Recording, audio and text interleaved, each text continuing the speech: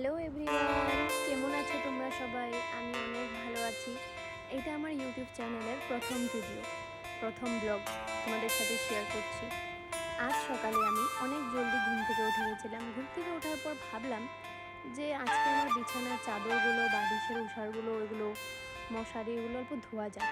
তাই আমি এগুলো খুলে ধোয়ার জন্য প্রস্তুতি নিচ্ছিলাম। আর এদিকে দেখো বালিশের খুলতেই পারছিলাম না, তারপরে খুলে নিয়েছি। প্রচণ্ড গরম গাইস, প্রচণ্ড গরম, গরমে টিকা যায় না। তারপর কাপড় চোপড় ধুয়ে আমি স্নান করে ক্রিম লাগাতে চলে এসেছি।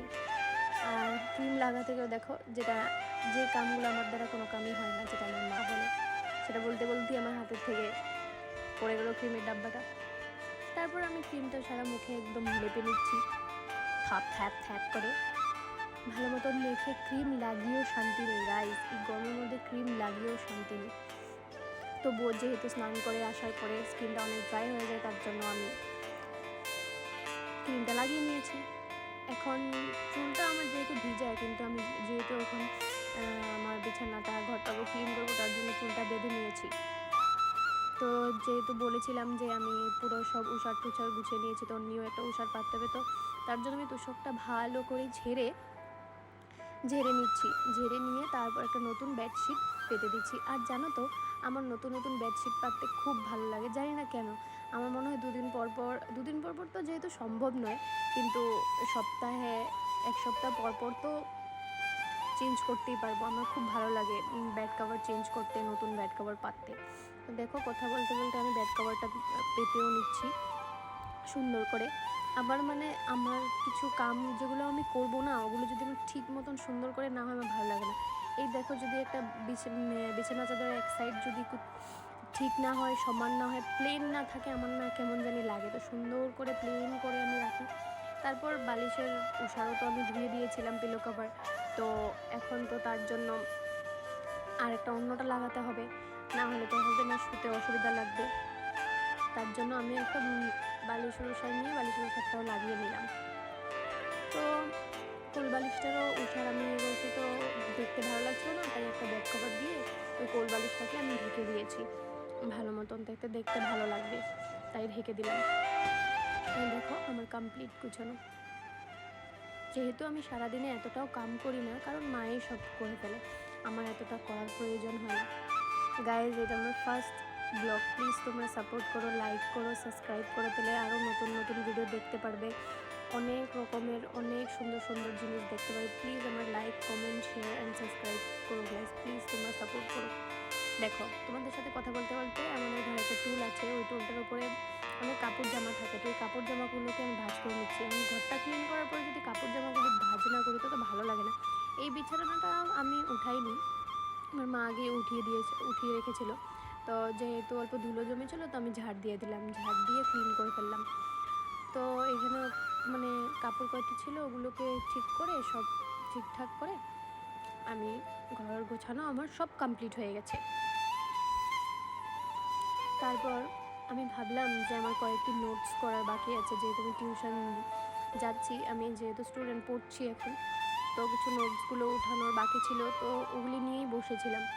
এখন যেহেতু আমার কোনো কাম নেই, তো যখন আমি অবসর টাইম থাকি, তখন আমি হয়তো আমার যেগুলো পড়াশোনার নোটসগুলো থাকে ওগুলো কমপ্লিট করি, না হয়তো আমি আর্ট করি। তো যেহেতু নোটসগুলো বাকি ছিল, তার জন্য নোটসগুলো দেখো। তো গাইস, আমার হ্যান্ডরাইটিংগুলো কেমন লাগছে তোমাদের জানাবে তো। তো আমার লেখাও কমপ্লিট হয়ে গেছে। লেখা কমপ্লিট করে আমি বসে গেলাম জল খেতে। গাইস, এই গরমে জল খাওয়া অনেক ইম্পর্টেন্ট, সবাই প্রচুর প্রচুর পরিমাণে জল খাওয়া। দেখো, একটা আমার মিনি ফ্যান আছে, ওই ফ্যানটা দিয়ে আমি অল্প হাওয়া খাচ্ছিলাম। তারপর যেহেতু আবার আমার বিকালে টিউশন আছে, তো আমি ভাবলাম দুপুরে একটু ঘুমিয়েছি। তারপর আমি টিউশনের জন্য বিকেলে ঘুম থেকে উঠে রেডি হয়ে গেছি। তো আমি রেডি হয়ে বসেছিলাম। 6:30 থেকে আমার টিউশন, কমসে কম আমার টিউশন বের যেতে 10 মিনিটস লাগে। তো আমি রেডি হয়ে গেছিলাম। 6:10 যখন হবে, তো আমি ঘর থেকে বেরোবো। এই দেখো, তোমাদের সাথে কথা বলতে বলতে রেডি হয়ে আমি বেরিয়ে গেলাম, যাচ্ছি। ওই দিকের রাস্তাটা অনেক অন্ধকার গাইস, জানো। আমি যাচ্ছি, তোমাদের সাথেও শেয়ার করলাম। আর এত গরম, আমি একটু পুরো পরে মুখ মুচ্ছি, জল খাচ্ছি, প্রচণ্ড গরম গাইস, প্রচণ্ড। মানে আমার হাঁটতে হাঁটতে আমার একদম অশান্তি লাগছে, এমন মনে হচ্ছিল কাশ আমার কাছে একটা স্কুটি থাকতো, কাশ আমার গাড়ি থাকতো, এমন মনে হচ্ছিল। হ্যাঁ, তোমরা কেউ কেউ বলবে যে আমি টমটমে যেতে পারতাম, বাট সেটার জন্য আমি টাকা আনিনি, এর জন্য যেতে পারিনি। এই দেখো, তখন প্রায় সন্ধ্যা হয়েই গেছিলো, যেহেতু এখন সন্ধ্যার অল্প লেট করে হয়, তার জন্য দেখো বলতে বলতে এই সিধা অল্প গিয়েই আমার টিউশন গেছিলো। টিউশন বেজে এসে পড়েছি, টিউশন বেজে এগুলো সব স্টুডেন্টগুলো এখানে আছে।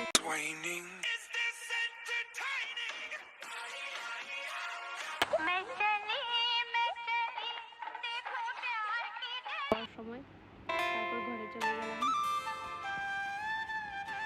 ঘরে যাচ্ছিলাম, এটা আমাদের ঘরের সামনে, রেলগেটের সামনে একটা রাধা গোবিন্দ মন্দির আছে, ওই মন্দিরটাই দেখালাম তোমাদের। যেহেতু আমি ঘরে গিয়ে আর ভিডিও করিনি, একদম রাতে আমি সবসময় ফেস ওয়াশ আর ব্রাশটা করি। ফেস ওয়াশ আর ব্রাশটা করে আমি সিধা বিছনা করতে চলে আসলাম। ফার্স্টে আমি কাপড়গুলো যেগুলো ছিল অগোছল, এগুলো সব ঠিক করলাম। ঠিক করে তারপরে আমি মুখটা মুছে মুখে ক্রিম লাগিয়ে নিলাম। এখন না আমি ক্রিমটাকে চেঞ্জ করেছি, যেহেতু আমার অনেক পিম্পল ছিল, তো আমি এখন সব ক্রিম বাদ দিয়ে আমি এখন বেবি ক্রিম ইউজ করছি। স্মেলটা অনেক ভালো লাগে আর লাগিয়েও ভালো লাগে, তো আমি ক্রিম লাগিয়ে তারপরে চলে গেলাম মশারিটা টানাতে। মশারিটা টানাবো, টানিয়ে এখন ঘুমিয়ে যাবো। আজকের জন্য এতটুকু, টাটা গাইস, বাই, দেখা হবে নেক্সট ব্লগে, বাই, সি ইউ। সবাই লাইক কমেন্ট শেয়ার করে দেবেন প্লিজ।